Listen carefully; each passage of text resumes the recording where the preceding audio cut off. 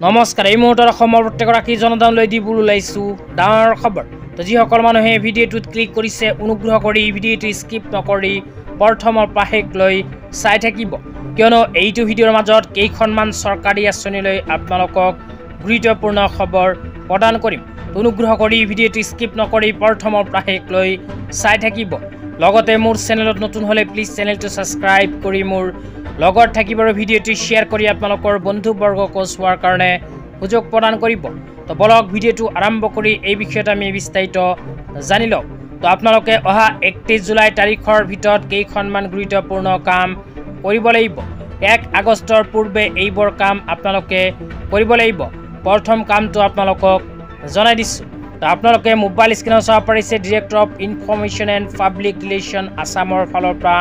এখন বিশেষ আপডেট প্ৰদান কৰিছে ইয়াতে কোৱা অনুযায়ী অসম চৰকাৰে 2025-26 বিত্তীয় বৰ্ষৰ বাবে আৰম্ভ কৰিছিল অসম সাংবাদিক পেঞ্চন আঁচনি তো যিসকল সাংবাদিকে 20 বছৰ কাল অবিৰতভাৱে পেছাত নিয়োজিত থাকি বৰ্তমান অৱসৰ লৈছে সেইসকল সাংবাদিকৰ বাবে এইখন পেঞ্চন আঁচনি অসম চৰকাৰে আৰম্ভ কৰিছে তো যিসকল সাংবাদিকে এইখন আঁচনিত আবেদন কৰা নাই সেইসকলে 31 জুলাই 2025 তাৰিখৰ পূৰ্বে কৰিব লাগিব আবেদন তেতিয়া আপোনালোকক দিবলৈ ওলাইছো আজি দ্বিতীয়টো খুবেই গুৰুত্বপূৰ্ণ আপডেট তো আজি দ্বিতীয়টো গুৰুত্বপূৰ্ণ আপডেট হ'ল কৃষকসকলৰ বাবে তো কৃষকসকলৰ বাবে ভাৰত চৰকাৰে আৰম্ভ কৰিছে প্ৰধানমন্ত্ৰী ফচল বীমা যোজনা আঁচনি তো যিসকল কৃষকে শালি ধানৰ খেতি কৰিছে সেইসকল কৃষকে নিজৰ খেতিৰ দ্বাৰা যদি প্ৰাকৃতিক দুৰ্যোগৰ পৰা ৰক্ষা কৰিব বিচাৰে তেন্তে 31 জুলাই 2025 তাৰিখৰ পূৰ্বে এইখন আঁচনিত কৰিব লাগিব আবেদন আবেদন কৰাৰ পিছত যদি আপোনাৰ খেতিডৰাৰ কোনো ক্ষয়ক্ষতি হয় তেন্তে ডাইৰেক্ট চৰকাৰৰ ফালৰ পৰা লাভ কৰিব পাৰিব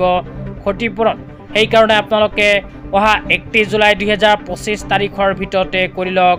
আবেদন কিয়নো অসম চৰকাৰে 31 জুলাই 2025 তাৰিখটো অন্তিম দিন হিচাপে ইয়াতে উল্লেখ কৰিছে তেতিয়া আপোনালোকক দিবলৈ ওলাইছো আজি তৃতীয়টো খুবেই গুৰুত্বপূৰ্ণ আপডেট অনুগ্ৰহ কৰি ভিডিঅ'টো স্কিপ নকৰি চাই থাকিব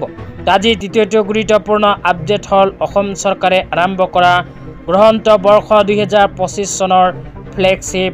আঁচনিলৈ তো যিসকল মানুহে ভিডিঅ'টো চাই আছে অনুগ্ৰহ কৰি চাই থাকিব তো ইয়াতে কোৱা হৈছে নিৰ্বাচিত পাণ্ডুলিপি লেখকলৈ গ্ৰহন্তৰ কলেবৰ অনুসৰি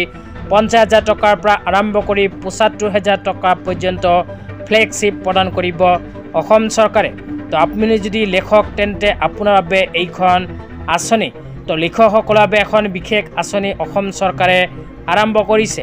এইখন আঁচনি যদি আবেদন কৰিব বিচাৰে তেন্তে অহা 31 জুলাই 2025 তাৰিখৰ ভিতৰত কৰিব লাগিব আবেদন কিয়নো অসম চৰকাৰে 31 জুলাই 2025 তাৰিখটো